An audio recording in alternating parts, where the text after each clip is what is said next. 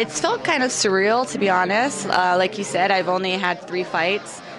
Super early on into my career, so the fact that I'm opening up the main card for probably the biggest card of the year for Bellator, it's an honor, and it's kind of nerve-wracking too. Yeah, oh, it's tough. I mean, some days I wake up and I feel great, and I'm just like, I'm gonna run through there, like, oh, I'm gonna like burn the house down, whatever. Then other days I wake up and I'm like, just want to burst out crying, like, I can't do this, So it's definitely it's been a very tough camp in that sense, but I have been dealing with it. I talk to a lot of people. I actually see a sports psychologist, Ken Baum. He's really helped me.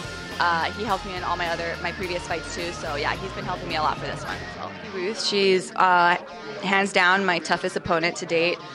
She's just freaking tough as nails. She's gritty. She doesn't give up. She constantly comes forward, is always keeping the pressure on, and she's a Golden Gloves champion. I know she has a extensive background in boxing and kickboxing, and she's been in the game for a while. She has a lot more fights than me, a lot more experience, but I think that I didn't see too much of her ground game as far as jiu-jitsu wise in her last fight with Lena, but she does have a good wrestling base, so yeah, I think, and adversely, I think she can't really get a good read on me as a fighter, to be honest. Like, my 3 previous fights that I've had, one was a knockout, one went to split and pretty much one went to decision and stayed on our feet the entire time.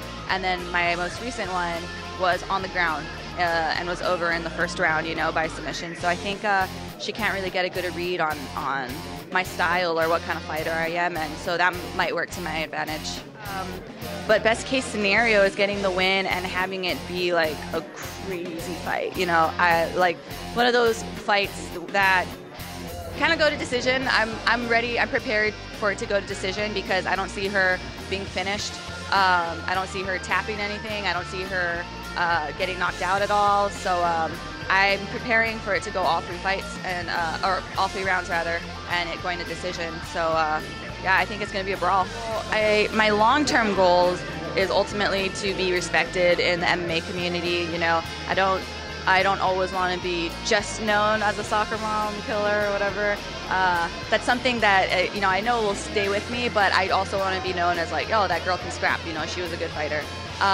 But as far as actual specific goals, I kind of set them as they come.